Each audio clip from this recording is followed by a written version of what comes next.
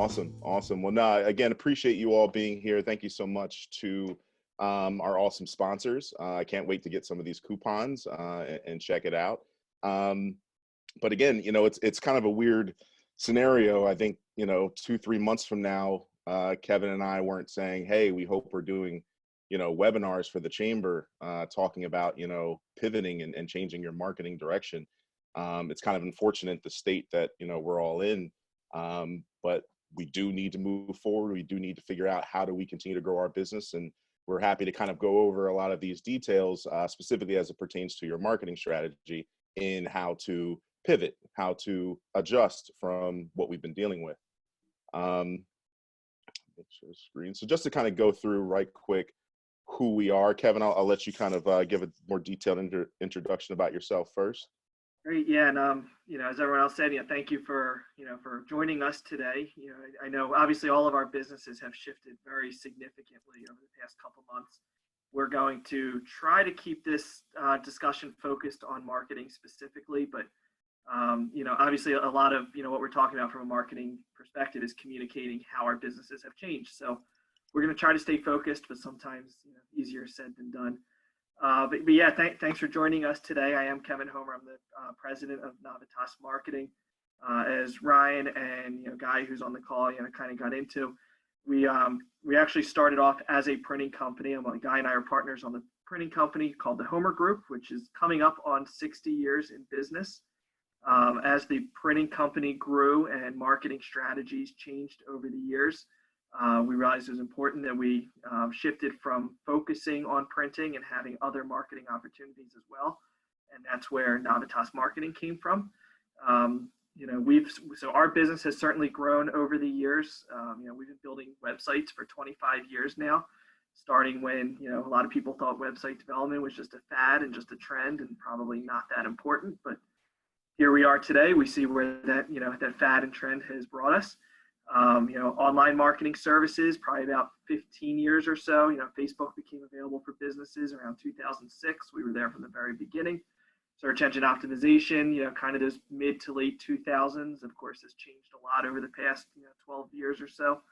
But we've continued to evolve, and, now here we are in these really strange times over the past couple of months, and everybody's businesses are evolving. One of the things that we implemented when all of this started was the printing company, which, let's be honest, things slowed down a little bit when a lot of businesses around us started to close and work from home. We started a platform called Sign of Gratitude. And what we're doing is we are printing lawn signs with different signs of appreciation and gratitude towards essential workers that people can purchase and put on their lawns. And show the neighbors that they care and show the essential workers that they care, and thank different groups. Why did we do that? Because partially we needed to pivot and make sure that our team could stay busy, and we wanted to do something that gave back to the community, and it was a business opportunity. We saw things change. We had to read the market. We had to see what opportunities were out there, and we felt that there was something good here.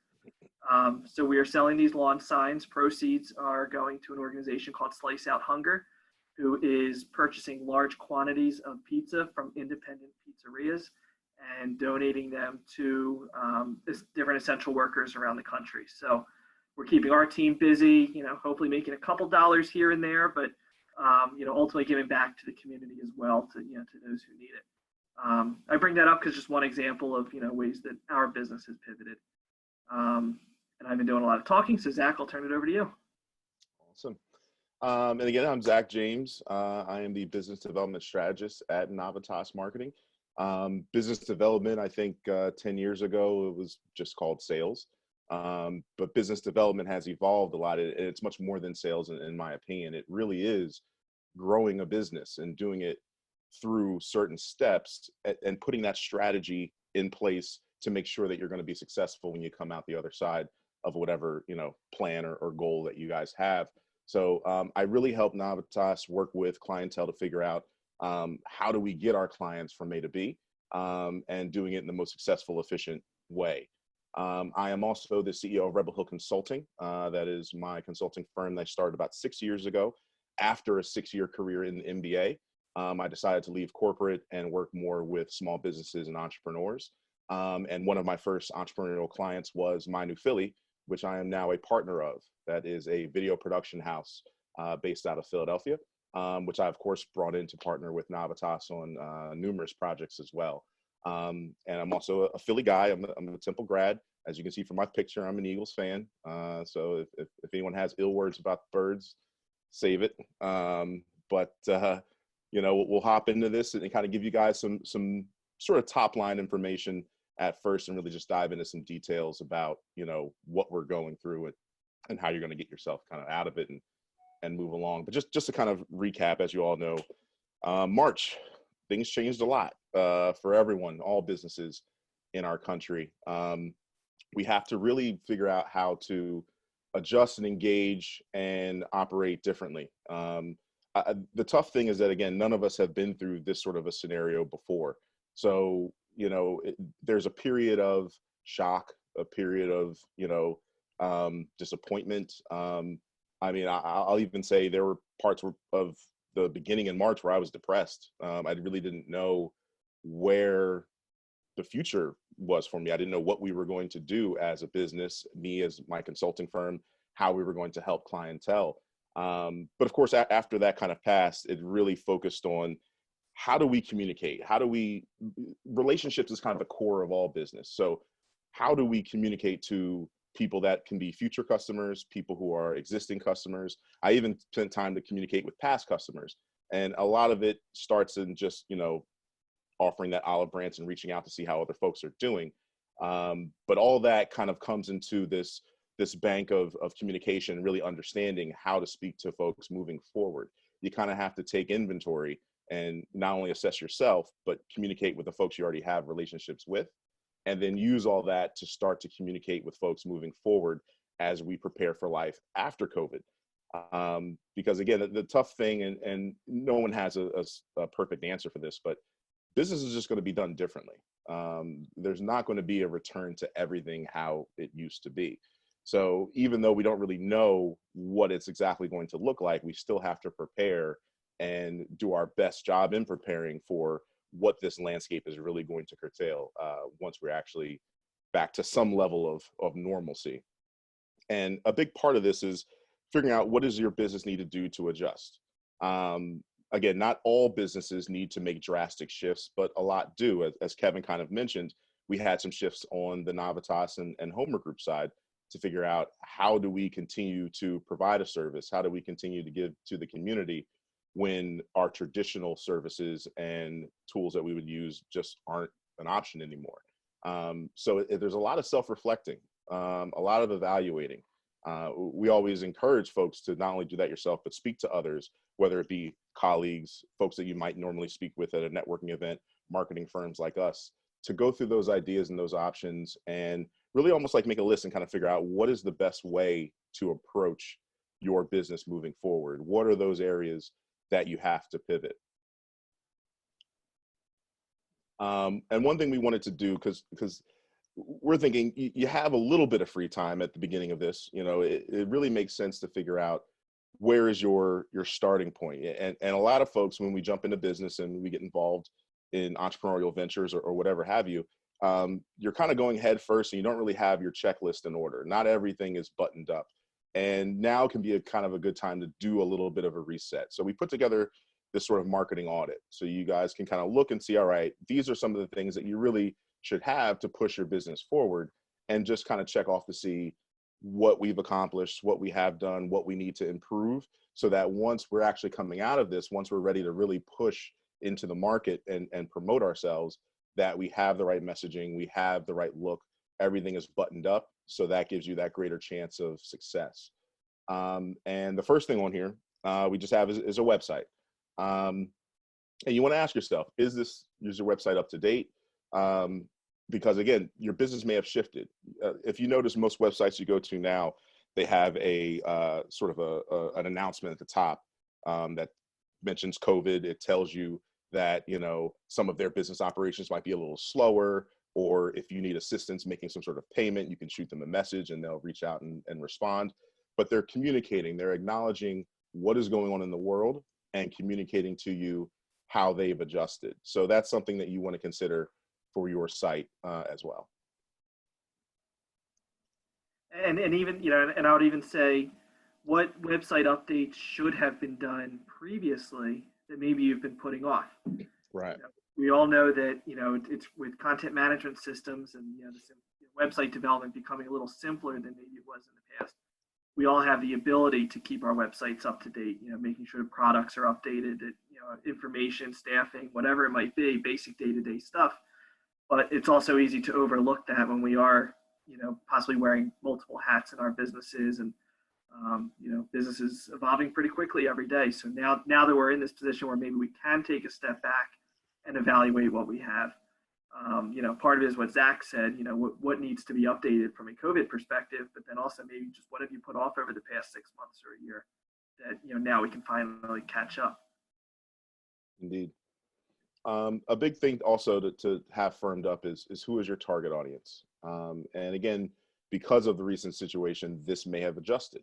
You might actually be targeting someone different than you were prior to March. But understanding your target audience is the core to all of your marketing efforts.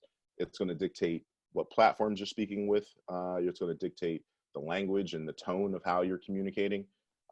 So really firming up who your target audience is one of the most important parts of any marketing strategy. Yeah, and a lot of times, we see clients when you ask them, who is your target audience, they give you a very quick, one sentence answer, just a few words. And what we always like to push is trying to take that a step further and really develop the persona around that target. So not just, I'm trying to target, women in their 30s, but really get into what are their interests, what are their pain points, how do they like to be communicated to? Do they have kids? Do they not have kids? Questions that may seem irrelevant on the surface, directly, but really trying to narrow in on who are we trying to reach and how do we reach them the best way. And a lot of that has changed, especially for businesses on the B2B level. A lot of people make a big deal about B2B versus B2C marketing. I try to blur those lines and kind of bring the two together usually. Mm-hmm. I always say that if you're B2B and you're trying to reach another business, you're still trying to reach an individual within that business. You can't just go after an entire company. There's always that one introduction into the business. So, who is that person? What is that person's position? What is the demographic around that position typically? And that answer is probably different now than it was 3 months ago. That person is now working from home. That person may or may not have a spouse who's also working, may or may not have kids who they're also taking care of. Their pain points have changed. Maybe their position is the same, but their day-to-day operations are different. Their pain points are different. Their strategies are different, and therefore the way you try to communicate and reach that person needs to be different as well. Another major thing to kind of have a good hold on is your content strategy. So as Kevin just said, you first understanding your target market. Part of that was understanding how to communicate to that market, and you're going to be able to do this through the different forms of content. So whether this is written content, blogs, you have a newsletter, you're doing videos, you're doing podcasts, you're doing webinars like this. All these different forms of content, you have to figure out which are the ones that are going to be the best to communicate to your audience. And of course, then there goes the work of actually creating it. Clearly, some pieces of content are easier to create than others. But having a steady stream of messaging to your audience is definitely a requirement for anyone's marketing strategy. Yeah, I can tell you in the middle of March, the week right before the official business lockdown started, there were some companies who were, who were proactively shutting down. There were some companies who were still open for that week. That week was supposed to be our first in-person lunch and learn that we were hosting. And we decided to cancel it, just in case, none of us really knew quite how serious this was going to be, but better safe than sorry. Since then, we had another lunch and learn on the calendar, which of course we canceled. And instead, we have shifted from hosting lunch and learns to hosting webinars. We started a series every Thursday. We have our Thursday Thoughts webinar at 12 o'clock where we talk about a different topic of marketing.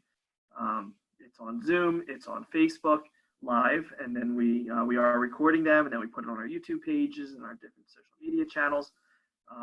That's a shift in strategy. 3 months ago, that was not part of our content strategy, but we realized it was the only opportunity for us to, talk about our skills, our trade, and, engage our audience. Normally we'd want people to come in and have lunch with us and, talk about different types of marketing.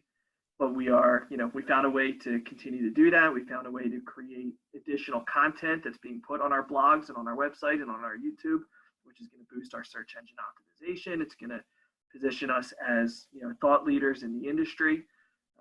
It's a pivot that we had to make. Mm-hmm. One of many. Right. And again, that content ties directly into social media. So this is really understanding the proper pages to speak to your target audience. So one of the pivots that me and Kevin made was originally when he came up with this idea of Thursday Thoughts, we're like, all right, that's great. We're going to do it on Zoom, but Zoom isn't your traditional social media platform. We have to get people to that platform by using the link. So we were thinking, how do we make this more accessible through social media?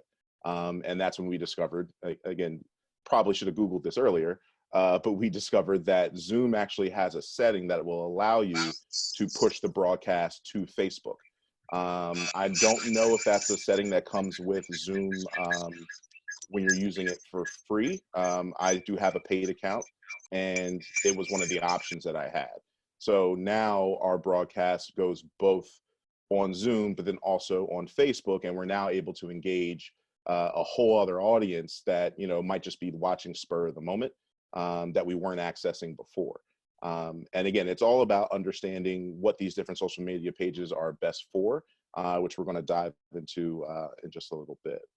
And what's great about Facebook Live is anybody who's following the page that's hosting that Facebook Live presentation gets a notification as it's happening. So even though we're doing the best we can to promote our webinars ahead of time and get people to sign up, anyone who may not have known about it or may have forgotten about it, they get that notification right at 12 that Navitas Marketing has gone live, and it's another way to get people to join us last minute. A little more difficult on our end because we're trying to be engaging and have conversation, and now we need to monitor Zoom and Facebook as questions are coming in, but it's well worth the effort. You did a good job with that this past week, Kevin. We did, yeah. And another big thing on this list is the branding or rebranding of your business. One of the things that I actually never was a champion of until I started working with Navitas was the style guide. It is vitally important. This document really has all the rules and regulations of how to display your brand, how to communicate online. And by having this style guide properly put together and actually using it, it makes all your content creation a lot easier. You're not sitting there guessing or trying to figure out what colors to use, what fonts to use, what size to make certain things. You actually have a guideline that tells you. So now I won't say that it makes your content cookie cutter, but it does alleviate a lot of the work and energy into doing, into producing a lot of content steadily. I would kind of compare it to laying out your clothes the night before you go to sleep. And in the morning, it's a lot easier. Your clothes are already laid out. You don't have to figure out what you want to wear and possibly be late. The style guides like that, it kind of gets you set up and gets you in order to then produce really great, consistent content. Yeah, branding it's all about consistency. So yes, it makes things easier to create that content, but it also just ensures that you're following the rules and anybody else who may be involved is following the rules. Usually you have multiple staff members who may be creating content, whether it's from a design perspective or helping to tell your story, through blogs, through social media, updating the website, whatever it might be. You may have multiple designers involved, a graphic designer and a web designer involved. What type of advertising do you have? Do you have press releases being written? Those style guides that kind of just polices everyone and make sure that everyone's following the rules. Indeed. So by having all of these different elements as part of your marketing strategy, you just have a leg up on the success that you're actually going to get from the energy that you put in to your marketing efforts. And one thing, Anyone have any questions about that slide? I know Yep. Zach and I are doing a lot of talking, and we hear ourselves talk enough that we'll let others do it. So we have enough people in this presentation that I don't actually see everybody's screen at once. So if anyone has anything they want to say, just shout it out. I have a question. And anybody else? And anybody at all? Anyone? No? I do. I have a question. I know, I'm just teasing. Go ahead, Janet. Yeah. So I'm wondering if you could put in the link or some direction about how to combine Zoom and Facebook Live, because I think that's fabulous. And I didn't realize you could do that. I've seen Facebook Live concerts, I've seen Zoom, but I didn't know they work together. So at some point, maybe you can make that available, the technical side of that. Yeah. Not a problem. And just to give you a heads up, when I found it, if you go on your Zoom, go to settings, it's near the bottom. And that's significant because there's like 70 settings in Zoom. I haven't read them all, but I do know near the bottom, there was a setting that allowed you to basically push to Facebook. And once you click that setting, what will happen is in your Zoom interface, there'll be a little button in the corner that actually asks, do you want to go live to Facebook? And you'll follow those prompts, but we can definitely put a link to get you right there. I am curious, everybody give a wave if you have used Zoom prior to March 13th. All right, so maybe like a third of you, and that's probably being generous. So that just goes to show you, oh, we got one more in there. He forgot, he remembered at the end. Thanks, Gary. Hopefully, Kevin, I'm not the only one that's going to ask this, but could you just elaborate very quickly, clarify exactly what you mean by style guide? Sure. So a style guide is a document with basically a set of rules that tells you everything that you need to know about your brand. And some companies will go a little bit more extensive, some will keep them shorter. From a design perspective, it starts off with what does your logo look like and what rules do you have when using your logo. So logos can't have to be a certain orientation. They need to have a certain amount of spacing around them. You can't have certain color backgrounds behind them. If you do have a background, you need to have a screen to make sure that there's enough contrast. Different rules like that. How can your logo be used? It'll outline things like what are your primary fonts and your secondary fonts? What are your primary colors and your secondary colors? A lot of times it'll go into more detail, things like what kind of style should all of your photos be in? We like to use people. We don't like to use people. We like to have, head zoomed in. We like to have head zoomed out. All of our photos should have square corners or they should have rounded corners, that kind of thing.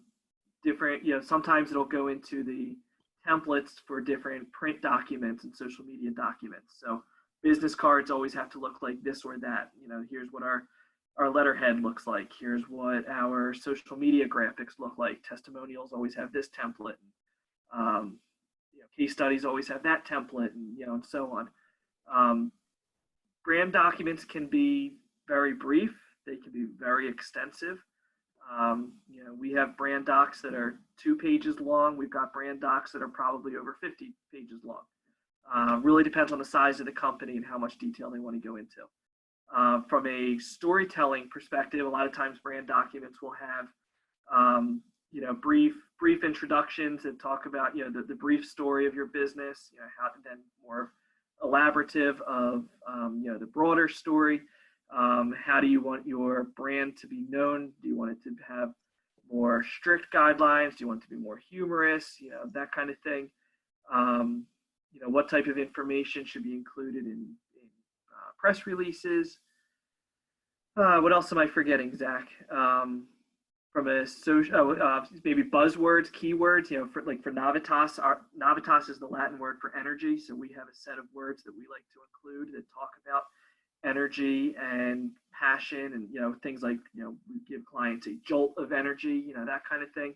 Hence the lightning bolt. Included in ours, but all of our graphics are always depict some sort of form of energy. You can see about the lightning bolts in our presentation.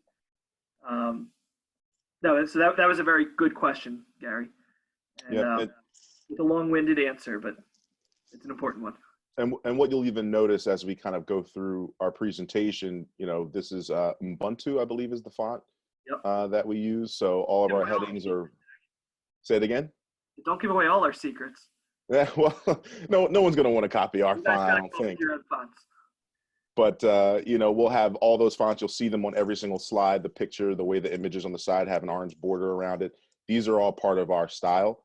And this makes it very easy for me to create a webinar like this. I don't have to think about the different colors and shapes or anything like that. It's just get the information out there and put it into the style that Navitas has. And real quickly, we'll kind of go through this a little quicker so we can have some time for questions. One thing that's really important is understanding that social media is not an option. Kind of similar to 20 years ago, 25 years ago, folks thought websites were optional. Now you need to have a website for your business. Social media is the same thing. Doesn't mean you need to be everywhere. It doesn't mean you need to be on every single platform. But we wanted to just give a quick rundown of some of the social platforms we suggest using. And we'll just kind of highlight the big four. Of course, the first one, Facebook. Facebook, its real value, in my opinion, is that you can really hit everybody. Millennials are on Facebook, Gen X and baby boomers are all on Facebook. It's an ideal platform to do advertising. And you have really good, you get really good responses whether you're putting out text or visual posts. So if you have something that is more image-based, Facebook is a fine place for it. If you're putting out something that's just text-based, maybe you're asking for recommendations or something along those lines, Facebook is also really great at showcasing that to your audience as well. So Facebook is sort of I would almost put it as a requirement for any business to have some sort of Facebook page. The other interesting thing that you want to consider is, again, if someone's going to utilize your service, what do you do when you use someone else's service? You look them up and you want to get information and feedback on their business prior to maybe reaching out or actually calling them. So a lot of folks will actually look you up on Facebook prior to doing business with you. And if you either don't have a Facebook page or you have a page you created 5 years ago and there's 2 posts, all those are kind of red flags to other folks, and that prevents them from reaching out. Another great platform is Instagram. Instagram, you don't have as many baby boomers on Instagram. You also have a little bit of a younger demographic, so you'll have Gen Z on Instagram as well. Instagram is part of Facebook. It's another great platform to advertise on. Every time I'm on social media, on Instagram or Facebook, every 5th or 6th post that I might scroll past, I see an ad or a sponsored image. So part of that content strategy from before, not only do you want to have content, but there's certain pieces of content you want to use to actually do advertising on these platforms.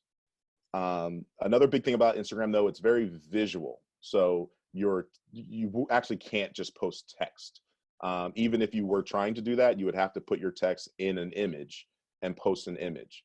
Or you usually see those as quote texts or inspirational quotes or things like that. But it's a very visual friendly platform. Next, we have Twitter. So Twitter is very millennials and Gen X. Again, a great platform for advertising as well. Twitter is very text friendly. Now, it's not to say you can't use visuals on Twitter. You definitely can and should. But an image by itself with no text on Twitter isn't really going to do much for you. You can, however, post just text, whether it be responses or just original tweets on Twitter, and get great traction with it. So again, someone who's maybe not as visually inclined, doesn't really want to put as much time and energy into creating visuals, Twitter actually might be a better platform for you to operate and work with as you start to get and grow into more social media platforms for yourself. And again, just speaking from the angle of creating all this content yourself, there are certain platforms that are great for you to be on, but you also need to understand where your skill set lies and what works best with what you have to work with. And the last one on here is LinkedIn. Again, really big for millennials and Gen X. This is ideal for business. I don't love LinkedIn for advertising. Do love it for business. And in light of the fact we're all here talking about business, this is another one that I'm putting on the required list. You must be on LinkedIn. You must be on Facebook. Instagram and Twitter, I would say case by case, depending on the business you're in. But Facebook and LinkedIn are pretty much a requirement for any business nowadays. And this is equally text and visual friendly. So you can put just written content on LinkedIn. You can also put visual content on LinkedIn, and get the same amount of traffic and energy from folks who are in your audience. But LinkedIn is the platform where I would say you want to put most of your energy into, and we'll kind of go into that on the next slide. Kevin, did you have anything about the social platforms before I move on? Yeah, I know one question that we always get is about hashtags. What are they? Why are they used? Where are they used? So a hashtag is not something that's owned by your account or your business. A hashtag is basically just a topic. So for anyone who's never used a hashtag is a pound sign with a word or maybe a couple words. And what they're hyperlinked automatically because of that hashtag symbol in the beginning. And what you can do is you can click on a hashtag and it pulls up all of the posts that are relevant because they also used the same hashtag.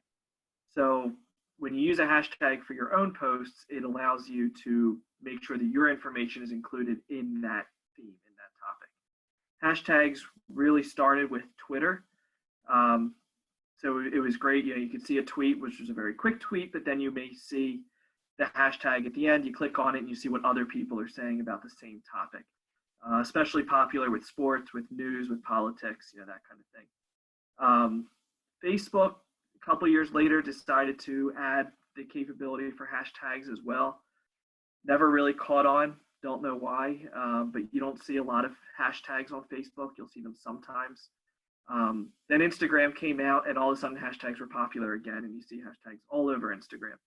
So yes for Twitter, not so important for Facebook, critical for Instagram, and you do see them sometimes on LinkedIn as well. Twitter has a character limit, so you can only use so many hashtags anyway. Instagram, you can use up to 30 hashtags. So if you're trying to get your brand seen by more and more people, the more the better, and I think people do expect to see a long list of hashtags.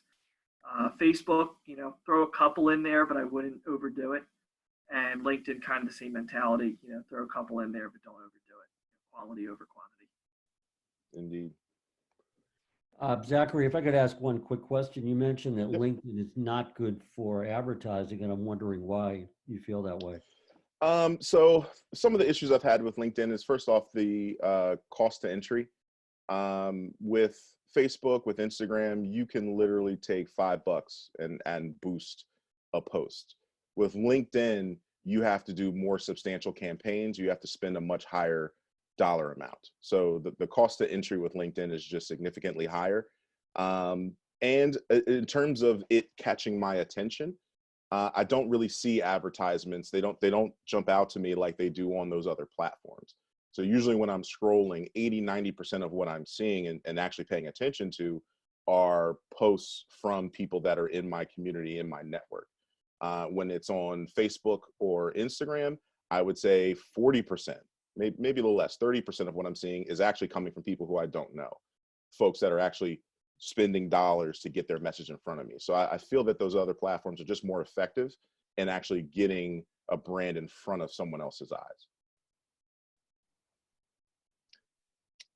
So next, to just move on, it's just really important to understand that networking does not stop due to this pandemic. It changes, but we must continue to push. And the reason why I wanted to end the last slide with LinkedIn is because in terms of networking, LinkedIn is where you're going to get the most value. You really want to utilize this time to develop relationships on LinkedIn. Because we don't have this interperson connection, we have some great opportunities like what the Chamber's doing today, but to really build with someone, you really have to put that energy in to communicate with them, to have a conversation with them. And I've noticed, just if I look at my LinkedIn, I have tons of folks who I haven't spoken more than a word to. There's a lot of connections I have that I don't really know. I get a lot of inbox messages that feel kind of spammy. There's a lot of area to grow relationships on LinkedIn if you want to do it the right way. And I think now is a great time to take advantage of that. For all those folks who are legitimate connections, they haven't spammed you, but you really don't know much about their business and vice versa. now is a great time to kind of take advantage of LinkedIn as a platform to just connect with people, because there's no real other way to do it at this moment. Again, networking events like this are great. Actually, quick shout out to Bev, who Integrated for Good had an amazing networking event a few weeks ago, almost 50, 60 folks in a room. Those opportunities are awesome, but they're not all the time. Whereas you can come over here and send a message and reach out to your LinkedIn connections whenever you have some downtime, and really just try to build relationships. One thing I actually recommend is start asking people to have 10, 15-minute Zoom conversations to get it off of just LinkedIn and actually connect with some of these individuals. A key thing to do on LinkedIn, you got to update your account. And again, there's no better time than now to get the ball rolling on that. A couple different things that folks really don't always focus on, just in terms of upgrading your profile. You want to upgrade your experiences, recommendations. So if you have testimonials from people, if you have folks that you need to ask for testimonials, you could actually send them a link where once they click on it, they're actually put right onto your LinkedIn page recommendations and encouraged to write something about you. Another key thing is to highlight your interests, things that you like, things that you like to engage in, especially now, things that maybe you're doing because of this pandemic. How do you get, or what shows you like watching, or what are your favorite exercises, all that kind of stuff that allows your personality to come through. You want to put all that stuff in your account profile. Another thing is just to be creative. You don't have to just say, I am the business development strategist at Navitas Marketing. If you notice the example I have on the side here, that's my page. And I have on there, I'm a business grower, dot connector, problem solver, content creator, hat wearer. I do a lot of stuff, and I thought that was a more creative way to show someone that I can help you in some form or fashion without just saying, this is my title. So LinkedIn, even though it's business, it's very fine to be creative, to try to engage folks with the content that you're putting on your page. And another thing I really suggest folks to do is have a background image for your profile. Organically, you'll probably notice like 80% of the people in your connections just have that blue background with the lines connecting the dots. As you see, I made a custom one for my page. I recommend that everyone does that. Of course, you can reach out to Kevin or I if you need help making an image. But it does give a little more personality to your page. And again, you can make that whatever you want. If you love cats, you can put a bunch of cats up there. I don't really recommend that, but whatever shows your personality or relates directly to your business, you want to put that as your background and just put a little bit more energy into your account. Because again, this is how people are going to connect with you. You're not going to meet them face to face at an event. You might meet them online. So you want that best impression, that best foot forward to be a digital version of that. And they say picture's worth 1,000 words. So, for someone who doesn't feel like reading Zach's profile, you can look at that top picture and, right away what he does or what he's involved with, and, make a decision. Do you want to read on or not? And you know what? If you want to stand out on LinkedIn and show some personality and you want that picture of cats, as far as I'm concerned, go do it. You may just attract the right type of person. Real quickly, one thing I always encourage folks is to have a balance between reaching out to new contacts versus existing contacts. I put about 80% of my time on LinkedIn with existing contacts, building with people that I've already met. In order to do business with someone, really it starts from that relationship. You of course want to like them, but people do business with who they like. So by building those relationships, I'm now unearthing opportunities to do some sort of collaboration or possibly even provide a service to these individuals. I also do like reaching out to new contacts just because you do have to constantly replenish, that pool of people you can be doing business with. I just don't put a ton of my energy into that. I like to put more energy into building with folks who are already in my database that I just really haven't spoken much to yet. It's a great opportunity to do that. And another really big thing that I like doing is sending direct emails. I hate my LinkedIn inbox. It is filled with spam messages from people I do not know. Some that I do, some happen to be connections. I don't know how, but I guess I just accepted everybody at one point. and filled with just messages that have no personality. It just tells me what they're doing, and they're just hoping someone bites. I never wanted to send messages that could come off like that. I think the wordsmith of what you're writing really dictates that, but I like to take it a step further. I don't even do a lot of direct messaging. Also, I don't have a premium LinkedIn account, so they limit you to how many messages you can send people. So what I typically do is I will actually find their email and send them a personal email, starting it with, hey, connected with you on LinkedIn, just wanted to chat a little further, and whatever my message is going to be. On most LinkedIn accounts, and I will say somewhere between 75 and 80% of people actually have one there. If you click on the contact info on their page, it'll actually show their email, whatever email they use to set up their LinkedIn account. Now, some folks have it hidden, but the majority of people do not. So I recommend that if you're going to connect with folks, especially people that you already have an existing relationship with, go there, try to get their direct email and send them a direct email as opposed to a LinkedIn message. Now, next thing we just want to talk through to kind of finish everything off is what you're going to do with this time that you have to kind of, after you've now kind of pivoted, you've kind of changed the direction of how you're going to move forward with your business. One thing that a lot of folks, can do virtually is become a thought leader. I think this is a really good thing to do for anyone who's in a business that has a sales element to it. This is a great way to do inbound marketing, to really get folks interested in you and coming to you for your services, is becoming this thought leader persona. So you want to do this. I'll actually put all this information out here so we can kind of see it all together.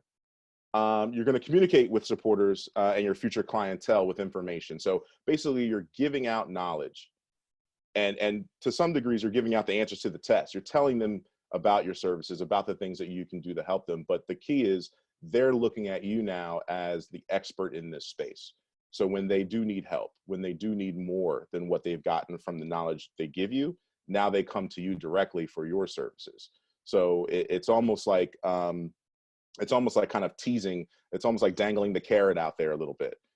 You're not going to give away all the answers, just like me and Kevin aren't going to tell you everything about marketing in these presentations, but we'll give you enough so that you can, yes, go out and do some things on your own. But if you need more, you know where to come to, because you've now seen that we have the expertise to help.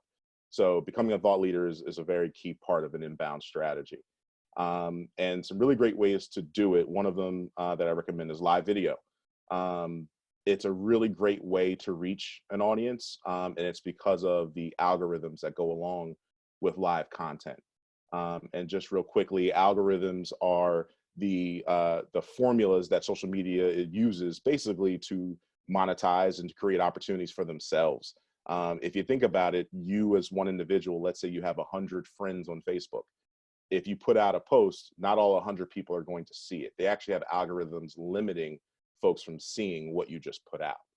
The algorithm is a living thing, so it changes and adjusts. So the more people that comment, Facebook will say, oh, well, a lot of people probably like this. Let me make this algorithm a little wider so that more of his connections or her connections can actually see what they just posted. The great thing about live video is that algorithm already starts at a higher level. So as opposed to you putting out a photo and maybe Facebook allowing 10 people to see it organically, a video, it might let 15, 20 people see it organically. In a live video, it'll be even higher than that. So live is just that best way right now to reach the most people possible without actually spending additional dollars and trying to boost your content. So live is if you're comfortable with it, live is what I would always recommend in terms of putting out information. Yeah, when you think about algorithms, a lot of people know that word because of search engine optimization. Everyone always wants to know, how can we get our websites ranked higher? Which, by the way, having a content strategy like this does help. Having all that additional content on your website, whether it's videos or written blog posts. But that mentality, as Zach said, does shift into social as well.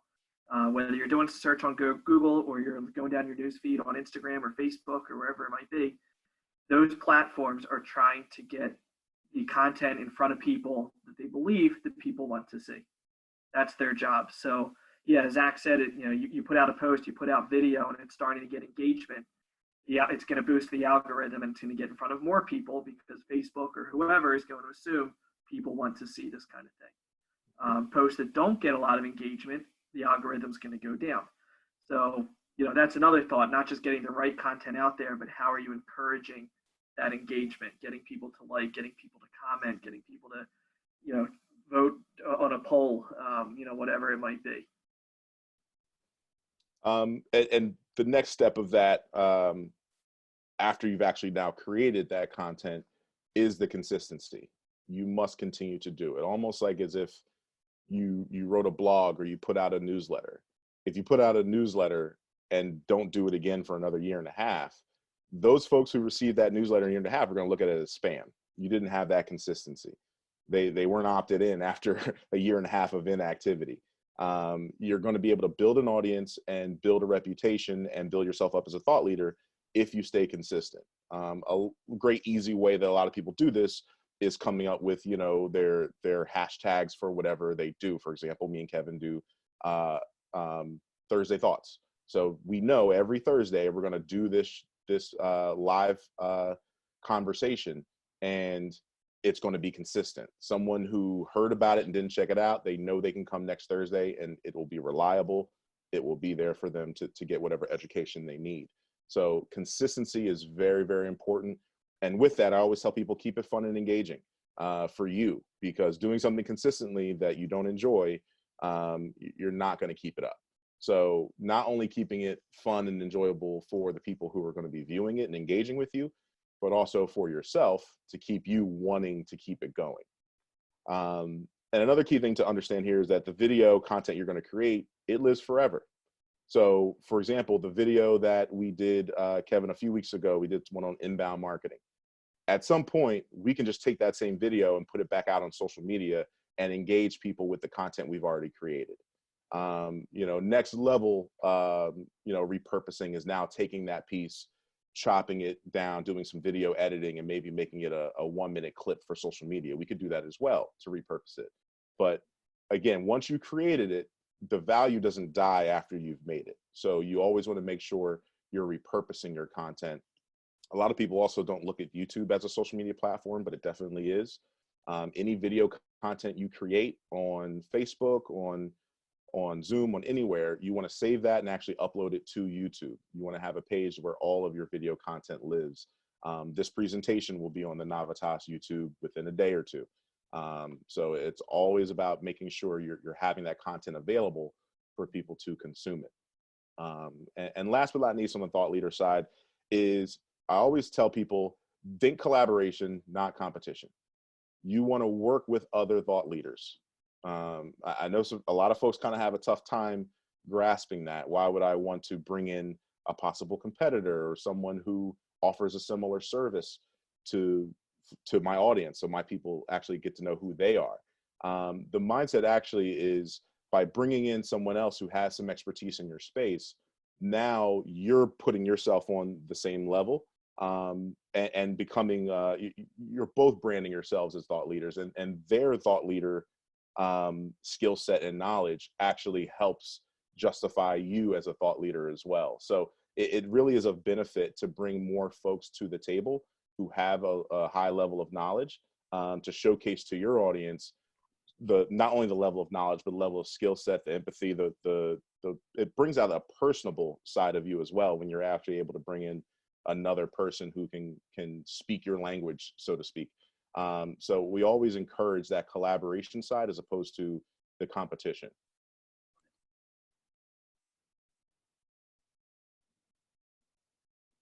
And just to close out, here are just a few little marketing ideas that we have that can work really well for businesses dealing with, needing to speak to a community, needing to get a message out.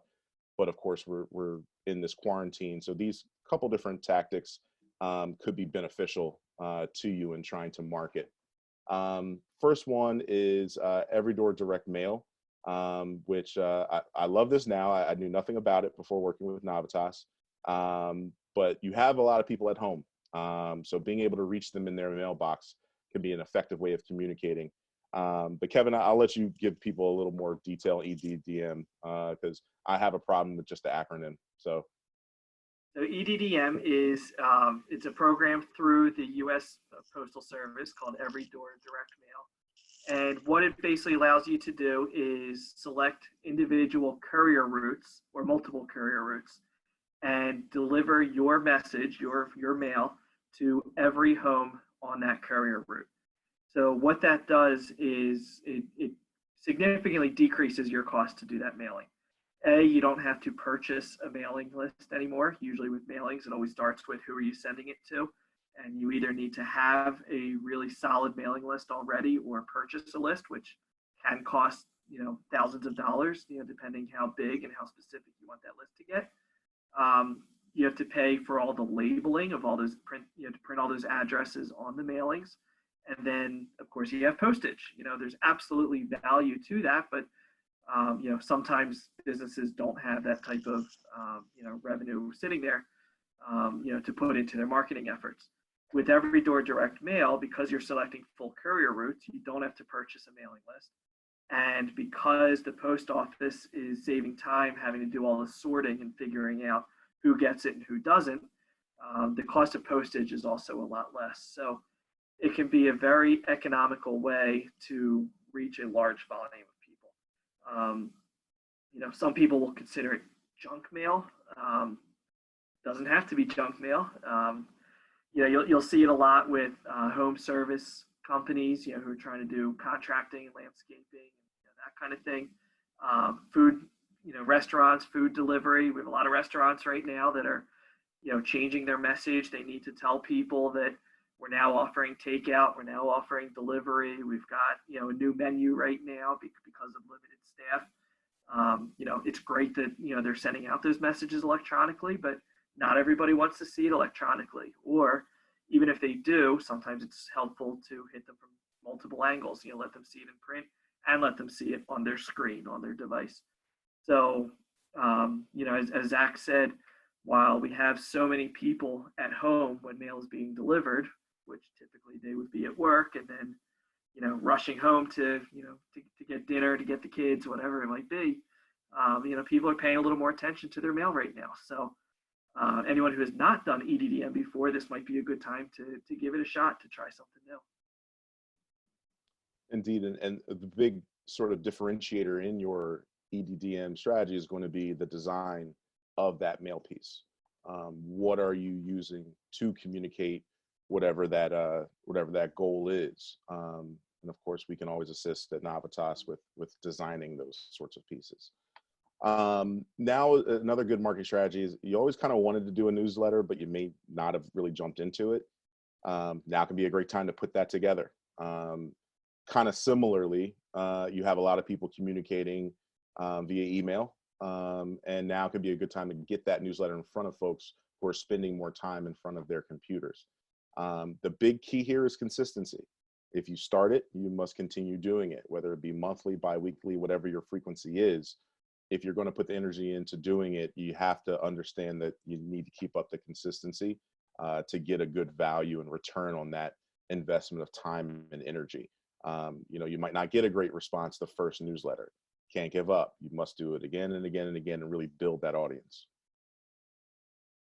And that brand recognition will get you something too. Even if you don't get a ton of direct responses, brand recognition and reminders absolutely have a value to them, even if it's sometimes difficult to really, pinpoint what that ROI was. And lastly on our list is creating a explainer video, a commercial for your business. You don't have to do this in person. These things can be done digitally without contact with an editor and using stock videos, sometimes using cartoons and whiteboards, but you could figure out a way to actually explain your business. The real thing you would have to do is come up with a script. What do you want to say? And then that creative on the video end is bringing the visuals together to really showcase what you were saying in your script. So I know a lot of folks don't want to be in front of the camera anyway. So those in-person commercials, again, they're usually a little bit higher budget. A lot more work and energy goes into producing those. Here, you can actually do these at a more affordable rate, and you can get a lot of information into one video by using this sort of a technique. So again, I think producing some sort of video, again, as I think Kevin, you said it earlier, a photo is worth 1,000 words. Well, a video is worth 1,000 photos. So the impact you get from quality video content is even greater than all these other forms of content you could be producing. And of course, here at Navitas, we can help with any of these different services. So if folks have questions, feel free to let us know. Yeah, definitely. Definitely Yep. Another way that we've pivoted, that our company has pivoted, with COVID-19. We do a lot of video production, and our conversations usually start with, so we'll come out to your location and ... Obviously, that's not what we're saying now. So, we have shifted, to stock video with voiceovers to the animated videos. Those are things that, Zach said, they're a little more affordable while budgets are tight for our clients. But it's also, something that we're capable of putting together and still creating some good value without actually coming out and getting your face and your staff on the screen. Indeed. So again, thank you all for, kind of going through this this journey with us and talking about your marketing strategy and coming out of COVID. Please, if you have any questions, feel free to unmute yourself and ask away. And you'll see at the bottom there, if anyone wants to chat with Kevin and I, we are offering 20-minute consultations, no cost, no commitment, but to chat about anything you're thinking about in terms of your marketing strategy and moving forward. We're happy to have those conversations with you. That's great. Thank you so much. Does anybody have questions? Janet, I think. Yeah, say, I was wondering with your Thursday thoughts, what a great idea. I was wondering, are you going to continue those going forward? Like, where are you at in the process, and how would somebody be part of that to just not only have the 20-minute consultation, but stay connected to Navitas after this lunch and learn? Yeah. As far as, continuity, I think, Zach and I have talked about it. I think it is something that we'll probably keep doing. We're all talking about, what are we going to be doing when business returns to normal?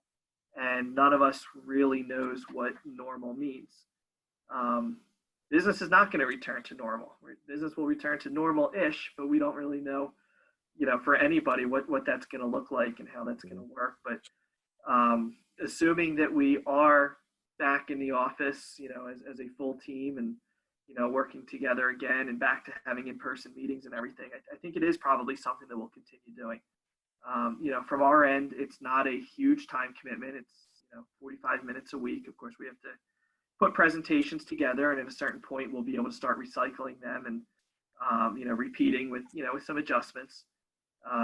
But it's a great way to stay in front of people. It's a great way to create content that ultimately ends up on our social and on our website and everything. And, I think with the, it was an unfortunate reason that we came up with this strategy, but I think it does have some long-term value, and it probably is something that we'll continue doing. We've talked about how can we pivot and kind of integrate these 20-minute discussions into them.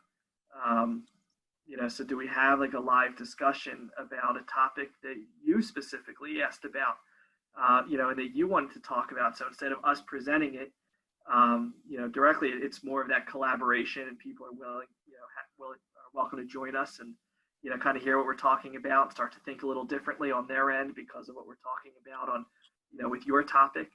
So I think we're, open to a lot of suggestions, and, everything is fluid these days. No strategy is set in stone right now, but I think it is something that we'll probably continue with. I really wouldn't be able to keep up with the evolution of Kevin's hair if it wasn't for Thursday Thoughts. So yeah, it has to stay. Yeah. So, the story behind the hair, we had our first webinar, and I decided just to kind of show up like this, and, got a lot of feedback, and, it was definitely a conversation starter. And actually, I guess the first one was one of our staff meetings, and I showed up to that and got a lot of comments. I didn't do this publicly right away, but it did get a lot of feedback. It did get a lot of comments, and my wife was scared to let me cut my own hair. So I just said, if you're not going to let me cut it, then it's going to keep growing. And I think now she probably regrets that decision. Bad for her. So we're gonna keep going. We're gonna keep riding with it, and it's gonna keep getting some discussion. And hey, you got to do something to stand out and get some attention these days. So if it's my hair that does it, could be a lot worse. I like it. And indeed, to finish answering that question, Janet, on our Navitas Facebook page, we have all the Thursday thoughts kind of laid out, so you even know what topics are coming up. And also on our website, on our events page there, we have them all laid out. Is that where we can also go for the signs of gratitude? Can we go on the website to get signs for gratitude? Yeah, thank you. www.signofgratitude.com is the website. We've got some good templates on there. There are some that can be customized. If you have like birthdays coming up, you can get a sign that says happy birthday and put the person's name in there. And then of course, as the Homer group, we can create any sign you want, designed custom or vinyl banners or any types of signage. Well, once again, I wanted to thank Kevin and Zach. You guys were great as usual. I wanted to thank everybody else who came onto this call, including Bahama Breeze and Jamie with Fogo de Chao, and with Mary with the New Peppers restaurant. And once again, our next virtual meeting will be May 28th. Gary will be there along with others because the Business Builders Group is going to have a little workshop on, I think it's financial. Am I right on this, Gary? Financial health during COVID-19 with Greg Purin? Yeah, so we're doing a really good program on focusing specifically on the pandemic and what people can do from a financial perspective to survive during this challenging time. So we think it will be a really good program by Greg Curran from Merrill Lynch. Yep, and you can register for that online. Stay tuned on Thursday. We'll have registration for June 4th event. And if you haven't emailed me back with your address so we can send you the cards from Fogo de Chao, please do that. And with that, I bid everybody adieu. Have a great afternoon. Yes, Dad. Yeah, just real quick. I just really encourage people to connect with us on our social media platforms for the Chamber, and to follow us on LinkedIn, and to help us share our events, because we're really striving to keep people connected during this time. So, we're glad you're here, and I think that the business exchange is going to be excellent on the 28th. So looking forward to seeing everyone there. That's a great thought, and we are constantly updating with COVID-19 information, and hopefully all of our businesses will be open soon. And other than that, I think that's all we have for you today. And thank you. Thank you all. Yeah, thank you, Thanks, guys. everybody. Yeah, thanks. Thank you.